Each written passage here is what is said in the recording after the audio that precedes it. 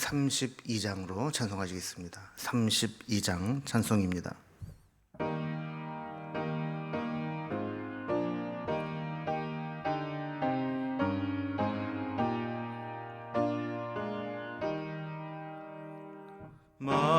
만유의 주제 존귀하신 예수 사람이 되신 하나님 나 사모하여 영원히 섬길 내 영광 되신 주로다. 화려한 동산 무성한 저수목 다 아름답고 묘하나 순전한 예수 더 아름다워 봄 같은 기쁨 주시네. 광명한 해와 명랑한 저 달빛 수많은 별들 빛나나 주 예수 빛은 더 찬란하여 참 비교할 수 없도다.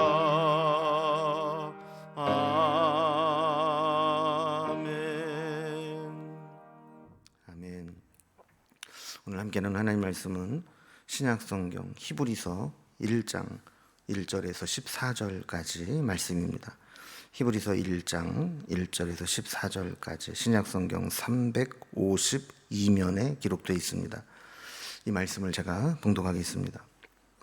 옛적에 선지자들을 통하여 여러 부분과 여러 모양으로 우리 조상들에게 말씀하신 하나님이 이 모든 날 마지막에는 아들을 통하여 우리에게 말씀하셨으니 이 아들을 만유의 상속자로 세우시고 또 그로 말미암아 모든 세계를 지으셨느니라. 이는 하나님의 영광의 광채시요 그 본체의 형상이시라.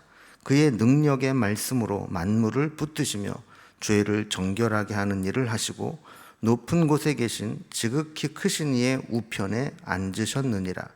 그가 천사보다 훨씬 뛰어남은 그들보다 더욱 아름다운 이름을 기업으로 얻으심이니 하나님께서 어느 때 천사 중 누구에게 너는 내 아들이라 오늘 내가 너를 낳았다 하셨으며 또 다시 나는 그에게 아버지가 되고 그는 내게 아들이 되리라 하셨느냐.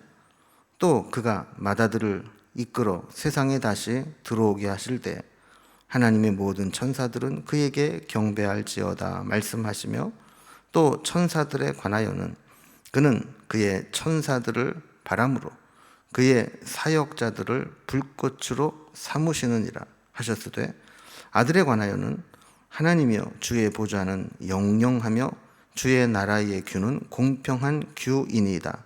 주께서 의를 사랑하시고 불법을 미워하셨으니 그러므로 하나님 곧 우리 하나님이 즐거움의 기름을 주께 부어 주를 동류들보다 뛰어나게 하셨도다 하였고 또 주여 태초에 주께서 땅에 기초를 두셨으며 하늘도 주의 손으로 지으신 바라.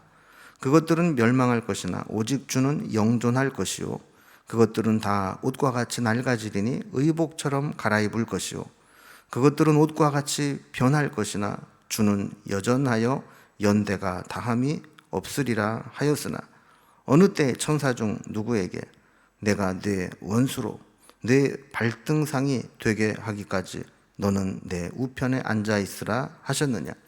모든 천사들은 섬기는 영으로서 구원받을 상속자들을 위하여 섬기라고 보내심이 아니냐. 아멘. 오늘부터는 우리 매일 성경 묵상 본문이 히브리서가 됩니다. 그래서 한 달 정도 히브리서의 말씀을 이제 살펴보게 될 텐데, 여러분 가능하면 우리 히브리서 말씀을 장절별로 묵상하기 전에 우리 교회에서 제작한 히브리서 개요 영상을 먼저 꼭 보시고 매일 성경 본문을 묵상하시면 이 말씀들을 이해하는데 훨씬 더 도움이 됩니다. 그래서 유튜브에 우리 교회 동영상에 보면 히브리서 개요가 있습니다. 꼭 찾아서 보시고 말씀을 묵상하시면 좋겠습니다.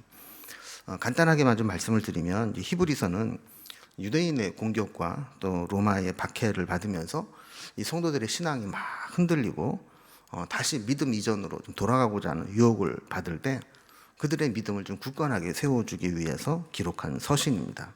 그래서 이 믿음이 흔들리고 신앙이 퇴보하는 가장 큰 이유가 뭘까? 이렇게 봤더니 표면적으로는 외부의 박해지만 더 중요한 것은 그로 인해서 하나님에 대한 무지 그리고 내적 확신이 없을 때 우리의 신앙은 더 흔들리고 옛날로 돌아가게 된다라는 것을 깨닫게 되는 것이죠. 그래서 히브리 기자는 우리 믿음의 대상이 되는 예수님이 어떤 분인지를 분명히 알도록 설교를 시작합니다.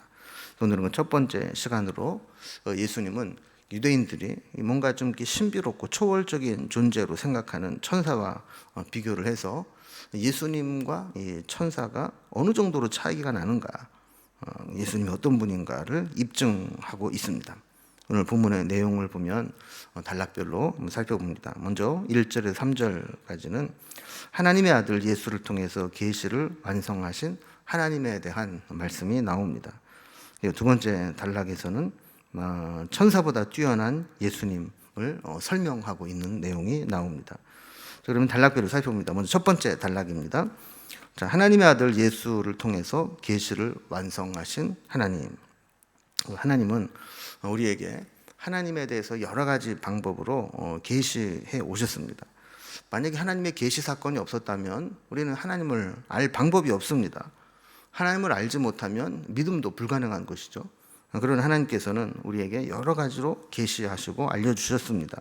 그래서 1절에 보면 옛적의 선지자들을 통하여 여러 부분과 여러 모양으로 우리 조상들에게 말씀하신 하나님이 그랬습니다. 자, 하나님은 옛적부터 선지자들을 통해서 여러 부분 모양으로 우리에게 말씀하셨다는 거예요.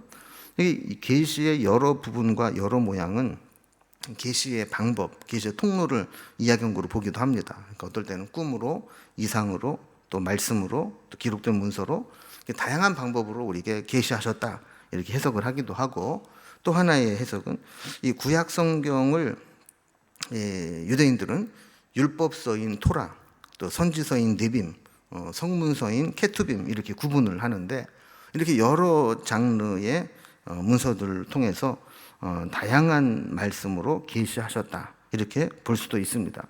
근데 중요한 것은 계시의 방법이든 통로든 유형이든 이게 중요한 게 아니고, 과거에는 이렇게 하나님이 계시하셨는데 이제 하나님의 계시의 완성자로 그의 아들 예수 그리스도를 우리에게 보내셨다라는 거예요. 그래서 2절에 보면 이 모든 날 마지막에는 아들을 통하여 우리에게 말씀하셨으니 이 아들을 만유의 상속자로 세우시고 또 그로 말미암아 모든 세계를 지으셨느니라 그랬습니다. 예수님 이전의 계시, 선지자들을 통해서 보여주신 계시는 간접적인 계시였고 불완전한 계시였다라는 거예요. 그러나 하나님의 아들을 통해서 이제 분명하고 완전한 계시의 완성으로, 계시의 종결로 하나님의 아들 예수 그리스도를 우리에게 보내셔서 하나님을 우리에게 나타내셨다라는 겁니다. 하나님과 함께 하셨고 함께 창조와 구원을 이루신 예수님이 우리에게 오심으로 인해서 하나님의 계시는 이제 완성되었고 분명해졌다라는 겁니다. 그러면서 이제 하나님의 아들 예수 그리스도가 어떤 분인가를 설명합니다. 3절에 보면 이는 하나님의 영광의 광채시요 그 본체의 형상이시라. 그의 능력의 말씀으로 만물을 붙드시며 죄를 정결하게 하는 일을 하시고 높은 곳에 계신 지극히 크신 이의 우편에 앉으셨느니라 그랬습니다. 그러니까 예수님은 어떤 계시의 전달자나 계시의 대리자나 또 선지자와 같은 분이 아니라는 거예요. 하나님의 영광의 왕체시고 그 본체 형상이라는 것은 하나님 자신이 인간의 모습으로, 예수님의 모습으로 오셔서 지금 예수님을 통해서 말씀하고 계신다는 겁니다. 그래서 능력의 말씀으로 만물을 붙드시고 또 죄를 정결케 하시고 지금은 지극히 크신 이의 우편에 앉아 계신 분이 예수님이다. 이렇게 예수님을 소개하는 겁니다. 우리가 믿는 예수님이 도대체 누구냐 했을 때 하나님께서 그 예수님을 통해서 우리에게 계시하시고 말씀하시고 구원을 완성하신 분이다. 이거를 지금 이야기하면서 히브리서를 시작하고 있는 겁니다. 자, 그러면서 이제 두 번째 단락을 보면 예수님이 어떤 분인가를 설명할 때 유대인들이 알고 있는 한 개념을 통해서 그것과 비교해서 예수님을 설명합니다. 천사보다 뛰어나다라는 겁니다. 자, 히브리 저자가 예수님에 대해 설명하면서 첫 번째 비유로 설명한 것이 천사보다 뛰어난 분이다라는 겁니다. 당시 히브리인들은 이 천사에 대해서 막연한 경외심 같은 것들을 가지고 있었습니다. 천사는 우리 눈에 보이지 않고 또 육신을 가지고 있지 않기 때문에 어떤 육신의 한계에 갇히지 않고 또 보이지 않다 보니까 뭔가 신비롭기도 하고 또 하나님의 대리적 사역을 감당하는 것들로 보아서 천사들이 우리 인간보다 뛰어난 존재가 아닌가 이런 이제 생각을 하고 신비롭고 경외로운 존재로 여기고 있었다는 것이죠. 그러나 예수님은 그런 천사들과는 비교할 수 없을 정도로 뛰어난 분이다 라는 설명을 하는 겁니다. 4절을 보면 그가 천사보다 훨씬 뛰어남은 그들보다 더욱 아름다운 이름을 기업으로 얻으심이니 그랬습니다. 여러분, 제가 종종 말씀드리는 것처럼 비교는 서로 비슷한 것끼리 하는 겁니다. 너무 차이가 나면 비교 자체가 아무런 의미가 없습니다. 예수님과 천사와의 비교도 마찬가지입니다. 예수님과 천사를 비교한다? 이건 너무 차이가 나서 비교할 가치가 없는 겁니다.